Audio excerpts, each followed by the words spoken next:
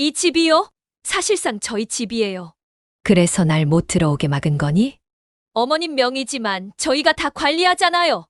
내 엄마는 소파에 앉고 나는 문 앞에서 돌아섰다. 그게 내가 말한 가족이니? 안녕하세요. 저는 경기도 화성에 사는 68세 오선자라고 합니다. 남편 없이 혼자 산 지도 벌써 12년이 넘었네요. 젊은 시절엔 재봉틀 앞에서 하루 종일 앉아 일을 했고 그 수입으로 외아들 도현이를 키워냈습니다. 한 번도 외식한 적 없고 명절 때는 늘 남의 집 청소 일을 다녔지만 그래도 아들 잘 키워낸 게 제 인생에서 가장 자랑스러운 일이었어요. 도현이가 결혼한 지 이제 7년쯤 되었네요. 결혼 전까지만 해도 저녁마다 전화 한 통은 꼭 했던 아이였는데 어느 순간부턴 엄마 나중에 연락할게요 라는 말이 익숙해졌습니다. 처음엔 신혼이 바쁘겠거니 했고 아이가 생기면 더 정신없겠지 이해도 했습니다. 그런데 몇 해가 지나도 그 거리감은 조금도 줄지 않았습니다. 문득 생각해보면요. 저도 이유를 모르진 않아요. 며느리 지혜가 저를 불편한 사람처럼 대할 때가 많았거든요. 명절 때나 무슨 일이 있어도 어머님, 그건 저희끼리 할게요. 어머님은 쉬세요. 정중한 말투였지만 이상하게 마음이 차가워졌습니다. 그러다 보니 요즘은 아들 집 근처에 가는 것도 조심스러워졌어요. 제가 갑자기 찾아가면 싫어하진 않을까, 부담스러워하지는 않을까. 하루는요, 용기 내서 근처까지 갔다가 그냥 발길을 돌린 적도 있습니다. 그런데 최근 뭔가 이상한 기분이 들기 시작했어요. 제가 모르는 무언가가 아들 집 안에서 벌어지고 있는 듯한 느낌. 그리고 그 느낌은 아주 구체적인 현실로 드러나게 되었습니다. 이야기의 시작은 조용한 어느 평일 오후였습니다. 제가 사는 집은 다가구 주택 3층짜리 건물의 맨 위층입니다. 경사가 심한 골목 끝에 있어서 장바구니 하나만 들어도 숨이 차요. 남편이 떠나고 나서 이 집으로 이사 온 지 벌써 10년이 넘었네요. 그 전에는 아들 도현이랑 단칸방에서 둘이 살았어요. 그때는 힘들었지만 함께 밥 먹고 웃던 시간들이 그리울 정도로 따뜻했죠. 도현이는 공부를 참 잘했어요.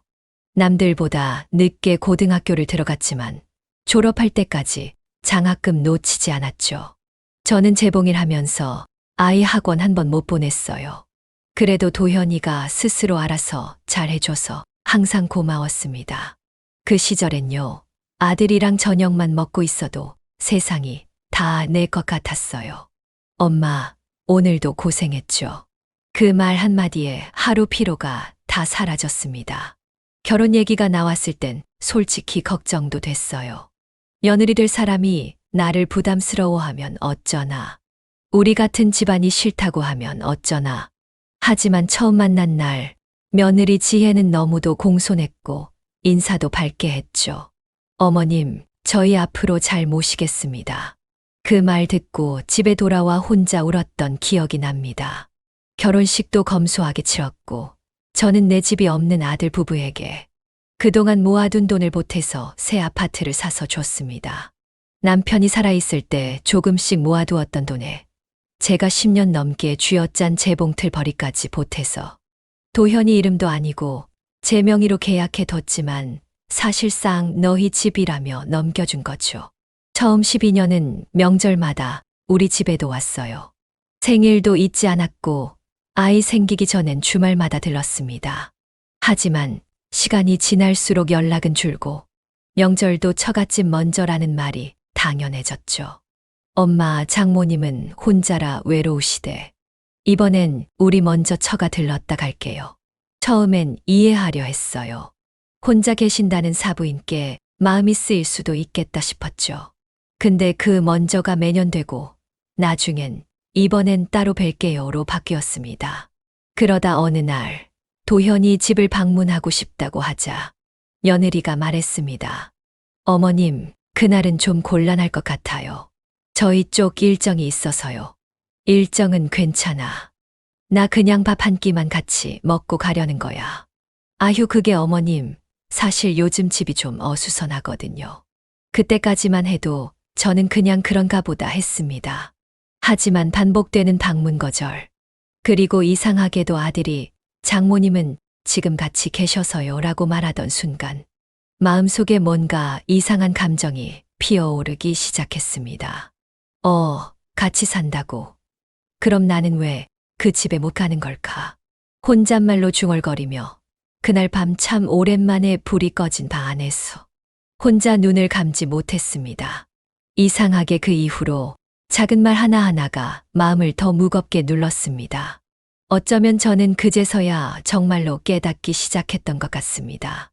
내가 이 가족에게 낯선 손님이 되었구나 하고요. 며칠 전이었어요. 장을 봐오다 우연히 우리 동네 슈퍼 앞에서 박할머니를 만났어요. 그분은 예전에 같은 교회 다니던 분인데 요즘엔 잘 못 뵀거든요. 근데 인사도 하기 전에 그분이 먼저 그러시더라고요. 아이고 오 여사님, 요즘 사부인 댁에 자주 가시나 봐요? 네. 아들 집에 장모님이랑 같이 산다면서요. 제 친구가 그 아파트 관리실에서 일하는데 얘기 들었다고 하더라고요. 그 말을 듣는 순간 머릿속이 뿌옇게 멈추는 느낌이었어요. 장모님이랑 같이 산다고요? 나는 아들 집에 초인종 한 번 못 누르고 돌아섰던 게 몇 번인데 그 집은 제 명의인데도요. 그날 밤 저는 마음을 다잡고 전화를 걸었어요. 도현아, 엄마가 이번 주에 잠깐 들러도 될까? 전화기 건너 들리는 아들의 목소리는 짧고 어색했어요.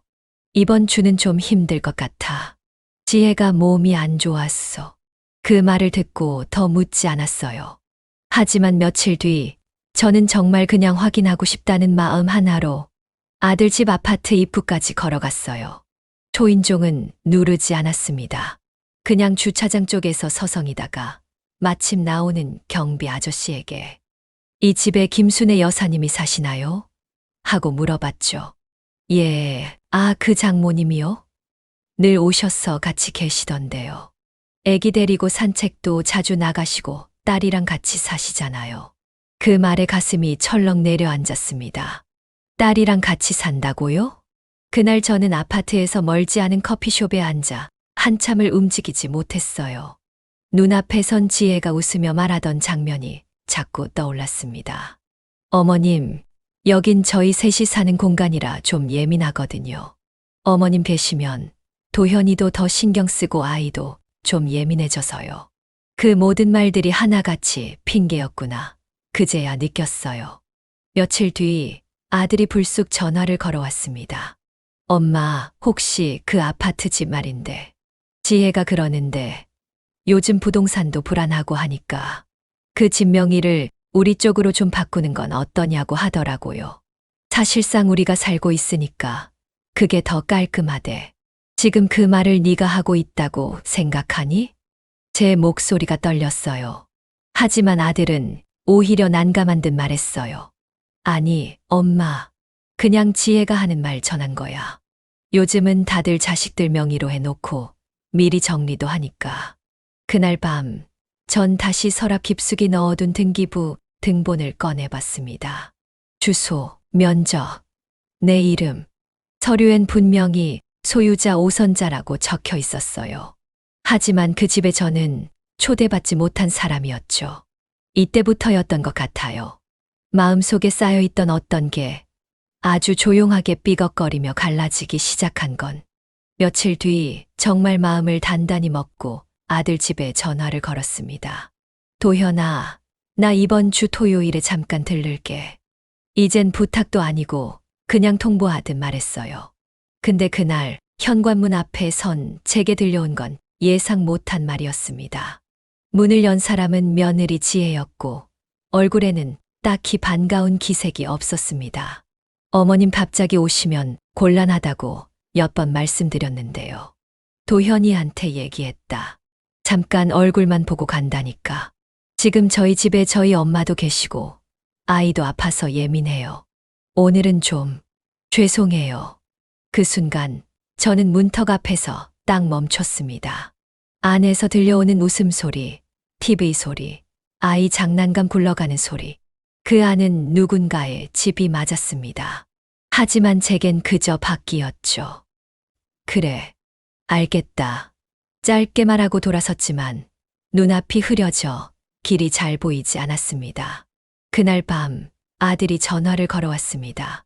엄마 지혜가 좀 예민하긴 한데 그게 엄마 싫어서 그런 건 아니니까 너무 서운하게 생각하지 마. 너는 내 아내 말만 믿고 내 엄마 마음은 한 번이라도 생각해봤냐?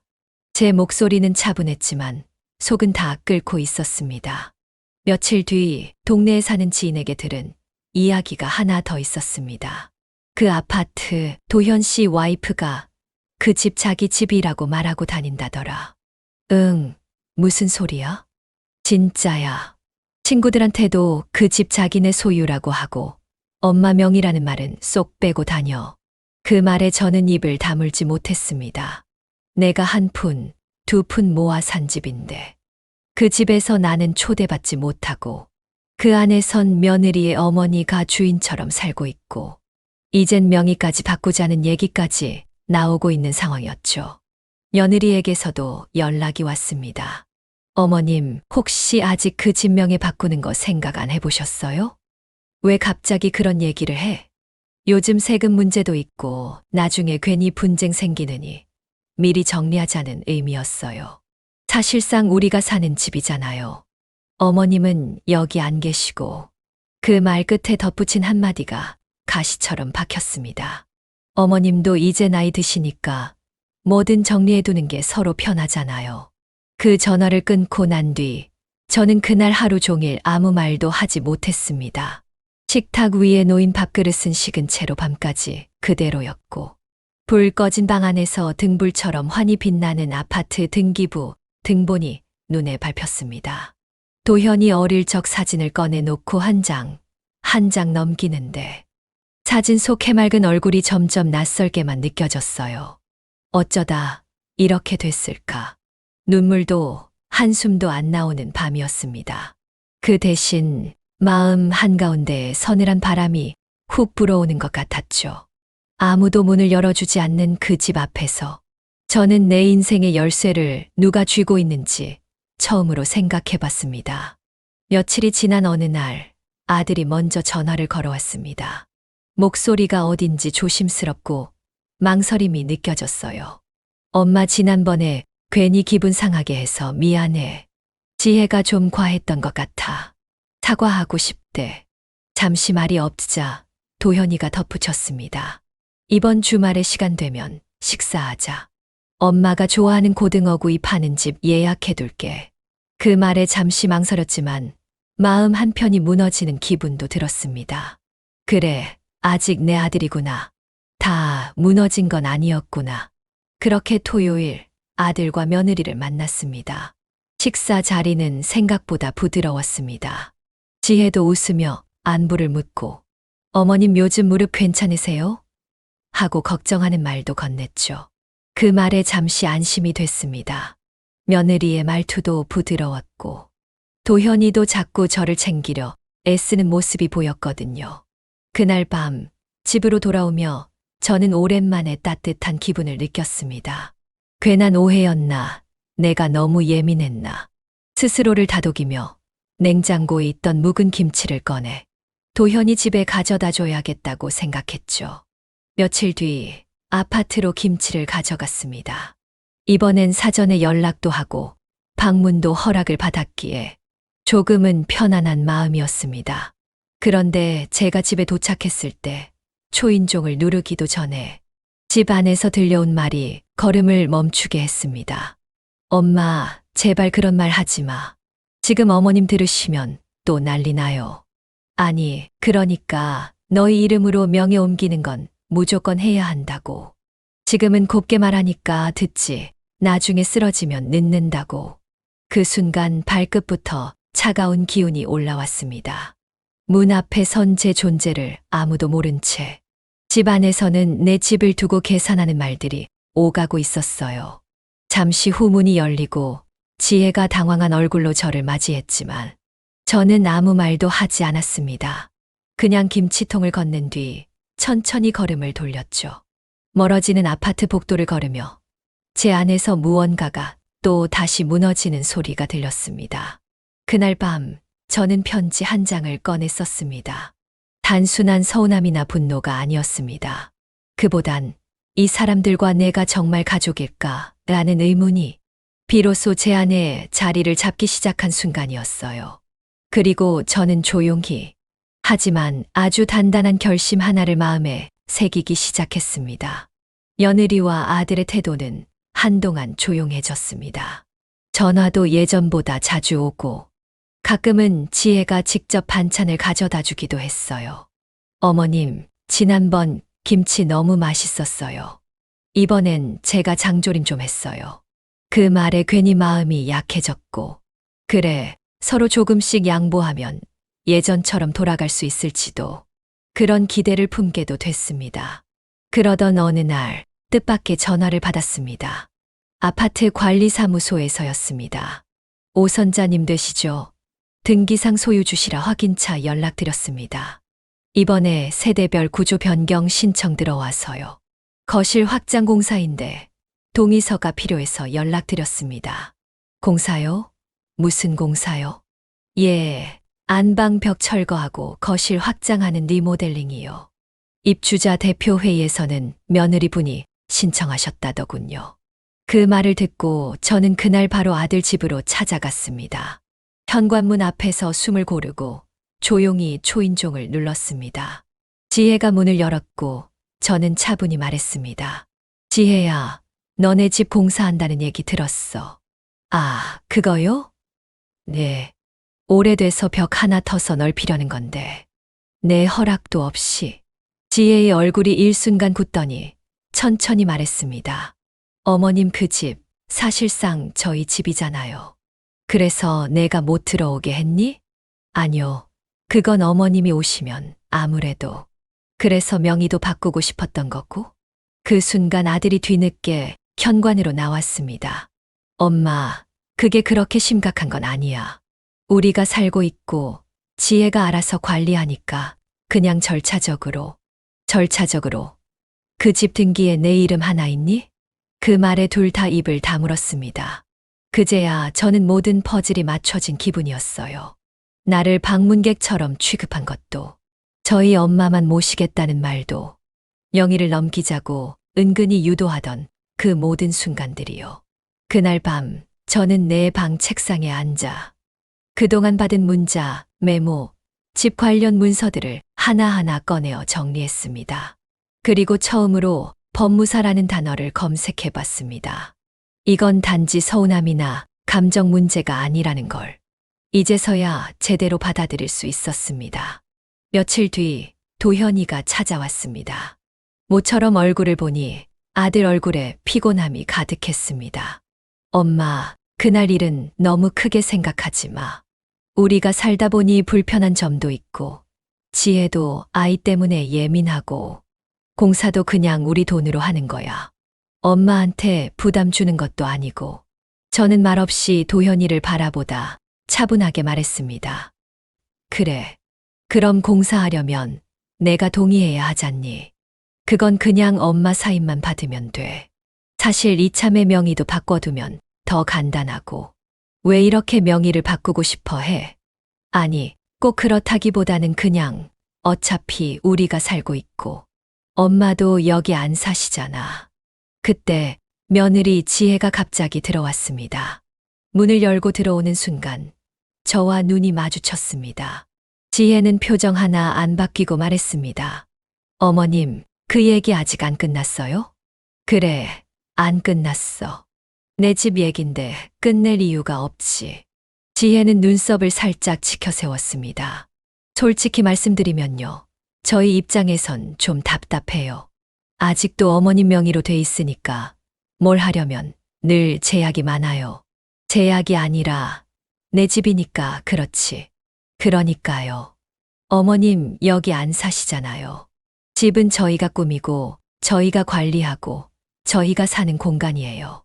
명목상 소유주가 어머님인 게 오히려 불편해요. 그 말에 저는 잠시 숨이 막히는 듯 했습니다. 하지만 곧 담담히 말했죠. 내가 지금 내 앞에서 그 집이 내 집이라고 말하는 거니? 지혜는 주춤하지 않았습니다. 네, 사실상 그렇잖아요. 도현 씨도 그렇고, 저도 그렇고, 우리가 평생 그 집 지키면서 살 건데, 어머님은 뭐 그냥 이름만 올려놓은 거고요. 그 순간, 제 안에 차곡차곡 쌓여있던 감정이 말없이 무너졌습니다. 무너짐을 넘어서 터졌습니다. 그래서 내 엄마는 데려다 같이 살고, 나는 찾아가지도 못하게 했니? 지혜는 침묵했고, 도현이도 고개를 돌렸습니다. 내 엄마는 매트리스도 새로 깔아주고, 냉장고 문 열면 반찬 꽉꽉 채워놓고, 소파에 앉아 TV 보면서 웃을 수 있는 사람이고, 나는 그 집 앞에 서서 초인종도 못 눌렀어. 누가 주인이야? 그 집 주인이 누구냐고. 저는 목소리를 낮췄지만 그 안의 감정은 더 날카롭고 선명했습니다. 그날 밤 저는 법무사 사무실로 향했습니다. 이 아파트 제 명의로 돼 있는 건데요. 지금은 제 아들 부부가 살고 있고 저를 완전히 배제하고 자기들 이름으로 바꾸려 합니다. 책상 너머의 법무사는 조용히 고개를 끄덕였습니다. 소유권 이전 요구받으셨습니까? 네, 수차례요. 잘 오셨습니다. 소유권은 명백히 선생님 것이고 그걸 넘기지 않으면 누구도 강제로 가져갈 수 없습니다. 필요하시면 임대 계약을 새로 걸 수도 있고 내용 증명부터 정리해 드릴 수 있습니다. 그 말에 저는 오래 참고 있던 한숨을 내쉬었습니다. 그 한숨은 단지 분노의 끝이 아니라 반격의 시작이었습니다. 며칠 후 저는 조용히 등기부 등본 사본과 임대차 계약서 양식을 챙겨 다시 법무사를 찾았습니다. 제가 결심했습니다. 그 집 임대 놓겠습니다. 그 사람들한테 정식으로 알리고 계약서부터 보내주세요. 법무사는 고개를 끄덕이며 말했습니다. 내용 증명 먼저 보내겠습니다. 소유주 의사에 따라 해당 세대에 임대 전환 계획을 통보하고 점유자의 동의 여부와 상관없이 절차 진행 가능합니다. 그날 바로 내용 증명이 발송됐고 며칠 후 도현에게 전화가 왔습니다. 엄마, 이게 뭐야? 갑자기 임대 놓겠다는 게 무슨 소리야? 내가 결정했어. 그 집 너희한테는 너무 과분하더라. 무슨 말을 그렇게 해? 여긴 우리 집이야. 아니, 내가 그렇게 말하고 다녀도 그건 내 집이다. 잠시 침묵하던 도현은 다급하게 말했습니다. 엄마, 잠깐만 생각해봐. 우리 애도 있고 여기서 이사 나가면 곤란해. 이사해. 지혜는 그렇게 똑똑하고 계획 잘 짜는 애잖아. 어디든 잘 살겠지. 그 이후 지혜에게도 문자가 왔습니다. 어머님, 이건 너무하신 거 아니에요. 갑자기 이런 식이면 저희도 법적으로 대응할 수밖에 없어요. 저는 답장을 보내지 않았습니다. 대신 법무사를 통해 1개월 이내 자진 퇴거 요청 공문을 추가로 보냈고 퇴거 불응 시 강제 집행 가능성까지 함께 통보했습니다. 소문은 빨랐습니다. 이웃들에게도 하나둘 알려지기 시작했고 거기 원래 오선자 여사님 집 아니었어. 며느리가 자기 집처럼 굴더니 진짜 그런 일이 있었구나. 사람들의 시선이 바뀌는 걸 느낄 수 있었습니다. 그날 밤 저는 집에 돌아와 서랍 속 깊이 묻어둔 오래된 일기장을 꺼냈습니다. 도현이 초등학교 입학식 날 도시락 싸서 보낸 날, 첫 월급 받아와서 엄마 고생했다고 울던 날, 그 모든 기록이 남아 있었습니다. 넌 엄마 집을 지키긴커녕 엄마를 지우려 했구나. 그 한 문장을 조용히 적어두고 저는 일기장을 덮었습니다. 이제 모든 게 명확해졌습니다. 감정도, 관계도, 소유도. 이제부터는 제 몫을 지키는 일이 남았을 뿐이었습니다. 퇴거 통보를 받은 지 일주일쯤 지났을 무렵, 도현이와 지혜가 제 집으로 찾아왔습니다. 예전 같으면 제가 먼저 문을 열고 나갔을 겁니다. 하지만 그날은 일부러 거실에서 창문 너머로 그들의 모습을 지켜봤습니다. 서로 얼굴에 긴장이 서려 있었고 무언가 부탁하려 온 사람들의 표정이 분명했죠.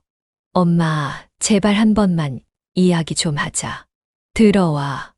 마지막 얘기니까 들어주지. 거실에 앉자마자 지혜가 먼저 말문을 열었습니다. 어머님, 저희도 잘못한 거 알아요. 하지만 이런 식의 대응은 너무 파괴적이에요. 아이도 있고 저희는 정말 여기에 정 붙이고 살아왔는데. 저는 그 말을 자르듯 말했습니다. 그 정, 왜 나는 못 느꼈을까? 난 그 집 앞에서 몇 번을 돌았다. 초인종도 못 누르고 돌아왔던 날이 한두 번이 아니었어. 그건 그땐 상황이 좀. 상황? 그래서 내 엄마는 소파에 앉아 TV 보고 나는 문 밖에서 바람 맞으며 돌아서야 했던 거니? 지혜는 고개를 숙였고 도현이가 그제야 입을 열었습니다. 엄마, 미안해. 내가 너무 무심했어. 근데 명예 바꿔달라는 건 진짜 그 의도 아니었어. 그래서 나 모르게 공사 신청하고 사람들한테 자기 집이라고 말하고 다닌 거야? 도현은 말이 막힌 듯 입술만 달싹였습니다. 저는 책상에서 종이 한 장을 꺼냈습니다. 내용 증명 복사본과 임대계약 초안이었습니다. 이건 정식 문서다. 7월 말까지 퇴거하지 않으면 법적 절차 들어갈 거야. 엄마, 애도 있는데 그건 좀. 나한테는 자식이 없어졌었어. 내가 나를 그렇게 만들었잖아. 정적이 흘렀고 지혜가 조심스레 물었습니다. 혹시 새로 세입자 받으시게요? 그래. 월세로 놓을 생각이다. 이 집에 살 사람은 적어도 나한테 가족 흉내는 내주지 않을 사람이어야 하니까. 그 말을 남기고 저는 그들을 더 이상 붙잡지 않았습니다. 며칠 뒤 관리사무소에서 들은 말에 제 마음은 더 단단해졌습니다. 도현 씨 부부 요즘 다른 집 전전하면서 집 구하고 있대요. 그동안 거기 자기 집이라던 얘기 다들 기억하고 있거든요. 자기 집이라던 사람들. 이제는 진짜 어디에도 그들의 이름이 올라갈 곳이 없게 되었습니다. 7월이 되자 집 앞에는 이삿짐 차량이 섰습니다. 도현과 지혜는 새벽부터 나와 짐을 정리하고 있었고 아이의 울음소리가 복도까지 울려 퍼졌습니다. 저는 창문 너머로 그 장면을 말없이 바라보다 커튼을 살며시 닫았습니다. 무슨 감정도 들지 않았습니다. 그저 할 일을 했다는 생각뿐이었어요. 며칠 뒤 도현이가 조심스레 전화를 걸어왔습니다. 엄마, 우리 나갔어. 그래. 앞으로도 연락해도 되지. 그 말에 저는 잠시 침묵하다 천천히 대답했습니다. 지금은 모르겠다. 시간이 지나면 그 마음이 어떻게 바뀔지는 나도 모르겠어. 도현은 아무 말도 하지 못했습니다. 그 침묵이 제겐 작은 울림처럼 남았습니다. 그동안 제가 얼마나 당연히 여겨졌는지 그제야 조금은 깨달았을지도 모릅니다. 며느리 지혜에 대해서는 그 뒤로 단 한 번도 연락이 없었습니다. 이웃들은 조용히 수군거렸고 오선자 여사님이 집 주인이었다니 그 며느리 참 대단했네. 원래 저런 사람은 처음엔 얌전하게 구는 거야. 그 집만 차지하면 다 자기 세상인 줄 알았겠지. 그들의 말이 달갑진 않았지만 그 속에서 한 가지는 확실했습니다. 저는 이제 다시 제 자리를 되찾았다는 것. 그리고 그 집. 이제는 새로운 세입자가 들어왔습니다. 젊은 맞벌이 부부인데 입주 인사도 공손하게 하고 매달 날짜 맞춰 월세도 잘 보냅니다. 무엇보다 저를 집주인으로 존중해 줍니다. 하루는 복도에서 우연히 그 부부를 마주쳤는데 여자분이 말했습니다. 어머님, 김치 냄새 너무 좋아요. 혹시 조금 나눠주실 수 있을까요? 그 말에 저는 조용히 웃었습니다. 그럼요. 김치는 나눌 수 있어요. 하지만 집은 절대 그렇게 나누지 않는답니다. 그날 밤 오래간만에 거실 불을 켜고 등기부 등본을 책상에 올려놓았습니다. 그 안에 적힌 제 이름, 오선자 세 글자가 유난히도 반듯하게 보였습니다. 요즘 저는 하루하루 마음 편히 지내고 있습니다. 누구의 눈치를 볼 필요도 내 자리를 지키기 위해 애쓸 이유도 없어졌습니다. 부엌에서 된장국 냄새가 퍼지고 창문 너머로 바람이 들면 그저 조용히 오늘 하루에 감사하게 됩니다. 예전엔 가족이란 이름만으로도 모든 걸 참아야 한다고 생각했습니다.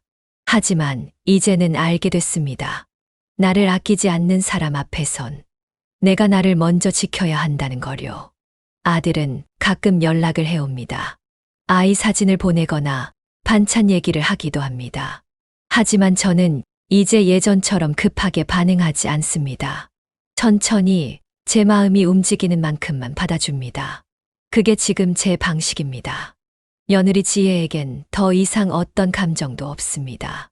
억울함도 원망도 다 흘려보냈습니다.